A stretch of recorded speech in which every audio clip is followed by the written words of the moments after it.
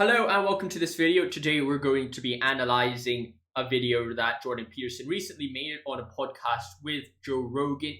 In this video, he talks about the relationship between truth and the Bible and how the Bible is a fundamental part of Western civilization. I think this is a fascinating discussion, and in this section of the interview, I think that not only does he touch upon interesting things about the Bible, he also talks about interesting sociological, cultural, and philosophical ideas, which we will be touching on in this video. So make sure you watch to the end, and let's get our headphones on and get right into the video.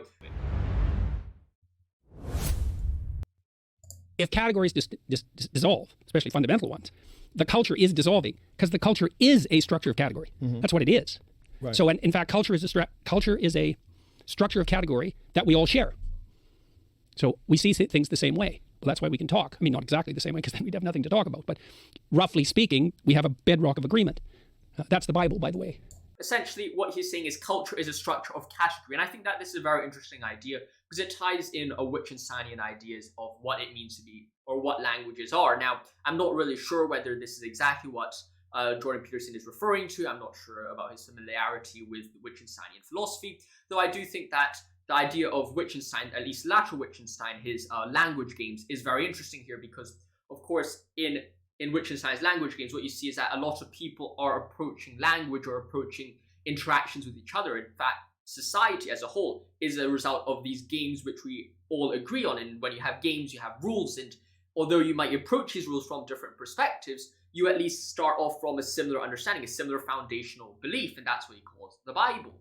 And of course, to illustrate, Wittgenstein uses chess. You're all playing chess. The knight's moving in a certain way, or your king can only move in a certain way. The queen can move in a certain way. The both players agree on these certain rules, but their approach, what openings do they use? Queen's gambit, whatever opening they use, depends on how you are approaching the game. It depends on how you are trying to play the game.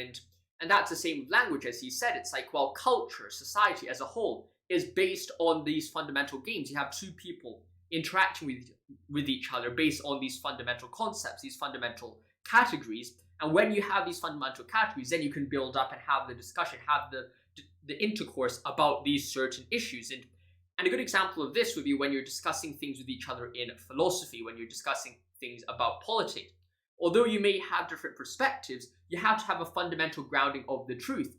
For example, if you're looking at one side, maybe you have someone who's an atheist, and then you have someone who's a Christian, right? They're having this discussion.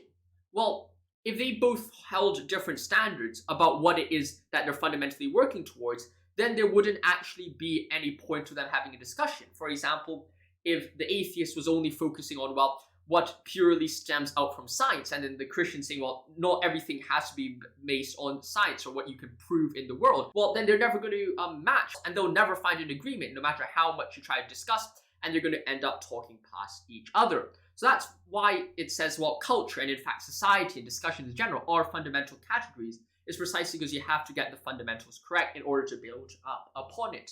So now let's turn to what he says about biblical history. So I just walked through the Museum of the Bible in Washington. That was very cool. It's a very cool museum. So the structure, that's what the Bible that's what provides. I figured out. I just figured this out this week. So it was a cool thing to walk through because it's chronological. They have one floor, which is the history of the Bible. But it's not exactly that. It's really what it is the history of the book.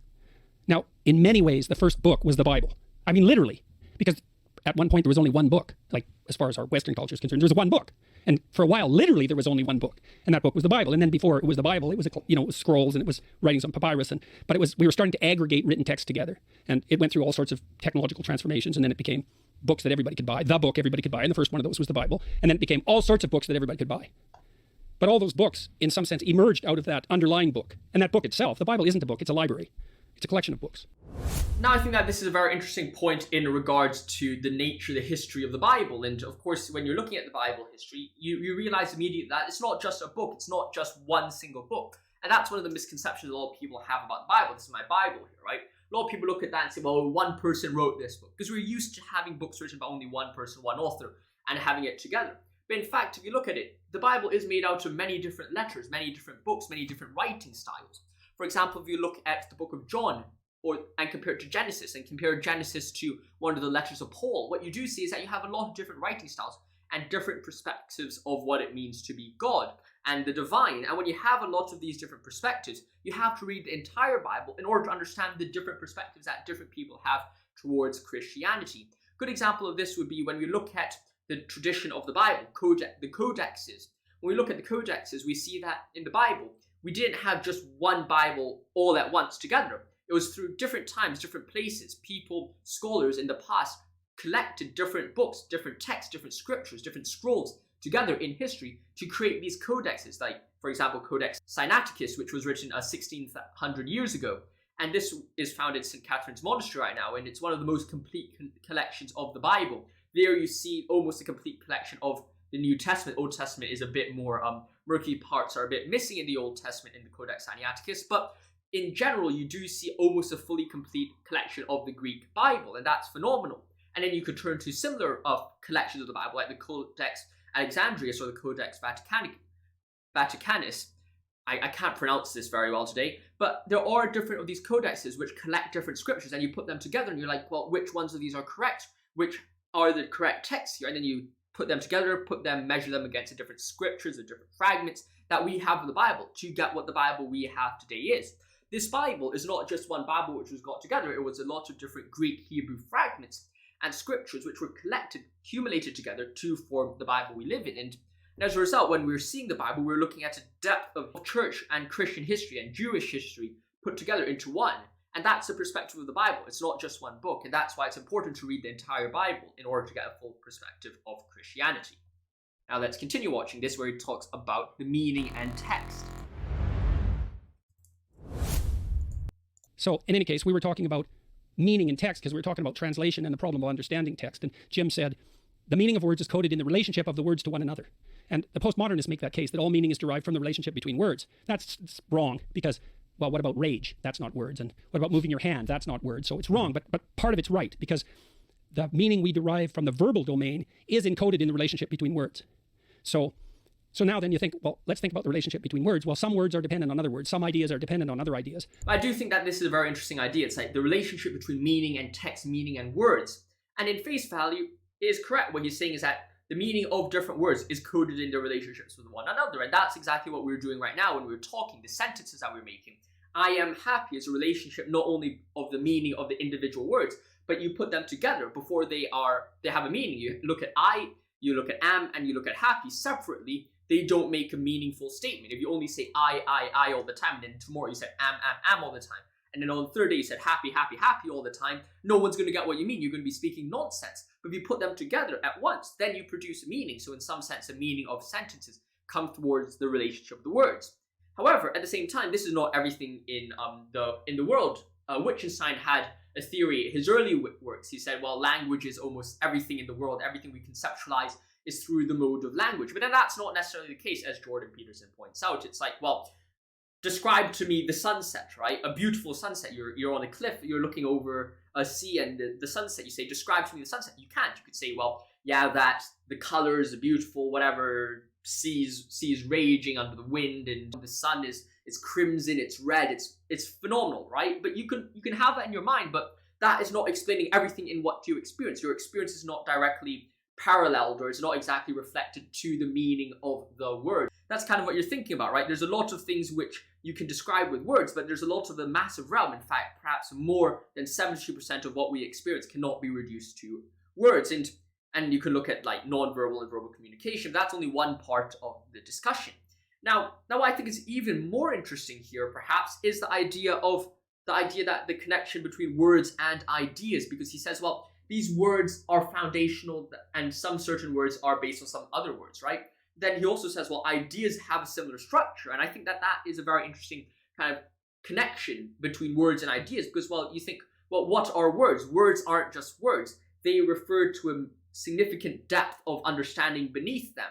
When you say a certain word, you're speaking about ideas. And the same way, and names are perhaps the words which represent this the most, right? I say Dostoevsky. Dostoevsky itself has so much connections to it in such that when I say Dostoevsky, it connects to the Brothers Karamazov, the Idiot, politics, philosophy, religion. All these different concepts are tied into one word. And in the same way, when you say maybe, when you talk about another word, maybe Jesus, you're not only talking about Jesus, you're talking about the depth of understanding which is surrounding the life and death of Jesus, the message of love, peace, and connection. That's why when I say, well, be like Jesus, it's not just three words put together, but rather it's a depth of history, tradition, and in fact, the entire Bible is almost encapsulated within the phrase, be like Jesus. And that's why words have ideas. Words and ideas are almost one and the same. Your words are representation of ideas. When you mix them together, you have a similar relationship. Now let's look at his final part about the Bible being fundamental. The more ideas are dependent on a given idea, the more fundamental that idea is. That's a definition of fundamental. So now imagine you have an aggregation of texts in a civilization. You say, which are the fundamental texts? And the answer is, the texts upon which most other texts depend. And so you put Shakespeare way in there in English because so many texts are dependent on Shakespeare's literary revelations. And Milton would be in that category, and Dante would be in that category, at least in translation. Fundamental authors, part of the Western canon, not because of the arbitrary dictates of power, but because those texts influenced more other texts. And then you think about that as a hierarchy, okay, with the Bible at its base, which is certainly the case. Now imagine that's the entire corpus of linguistic production, all things considered. Now how do you understand that? Like literally, how do you understand that? The answer is you sample it by reading and listening to stories and listening to people talk. You sample that whole domain. You build a low-resolution representation of that inside you, and then you listen and see through that. And so it isn't that the Bible is true. It's that the Bible is the precondition for the manifestation of truth, which makes it way more true than just true. It's a whole different kind of true. And I think this is not only literally the case, factually, I think it can't be any other way. It's the only way we can solve the problem of perception.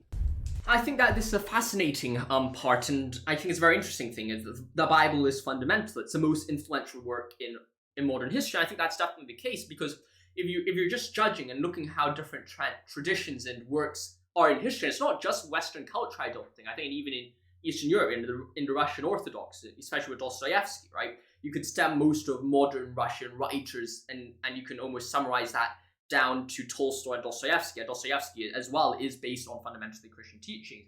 So what you do see then is almost the entire history of philosophy, apart from maybe Chinese philosophy and Japanese, and that's perhaps a different room for discussion, but you see most of Western tradition, culture, plus the works found in the Eastern Orthodox, maybe, and that's how you want to translate it, Eastern Europe. You have that and you summarize it down to the Bible. You say, well, the Bible is the most fundamental idea, and I don't think that that's deniable. Shakespeare is deeply influenced by the Bible and the Christian ideas, the motifs in the Bible, same with Dante and all these other thinkers that he is referring to. Now, he also says that the Bible is the precondition for the manifestation of truth. And a lot of people might look at it, critics of Jordan Peterson might say, well, that's just sophistry. And I get where they're coming from. It does seem quite weird to say this is a precondition for the manifestation of truth. What exactly does that mean?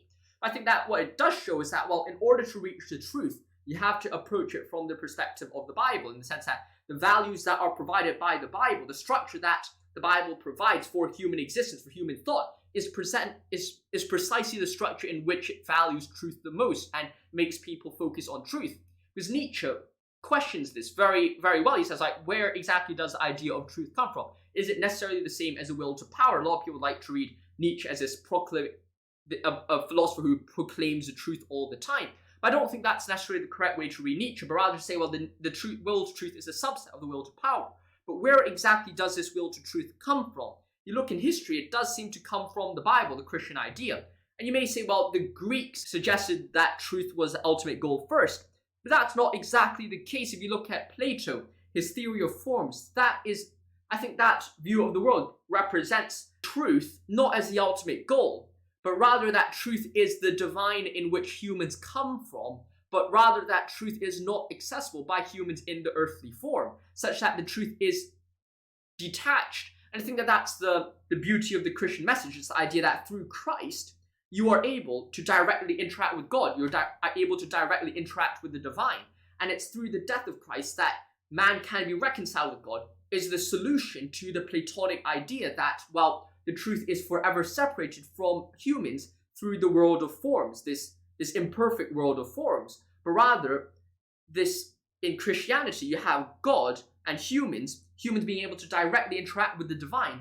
And that interaction is precisely what the truth is. And it's like, I am the way, the truth, and the life. He who comes from me shall not perish. It's precisely the idea that when you interact through truth, you are able to interact with the divine. So that is kind of my thoughts about this video. I hope you enjoyed this analysis. If you have any questions or you want me to develop on anything I've said to date, let me know in the comments below and I'll happily make those videos for you. Like always, stay safe, my friends. See you soon. Thank you for watching and goodbye. God bless, and I'll see you next one.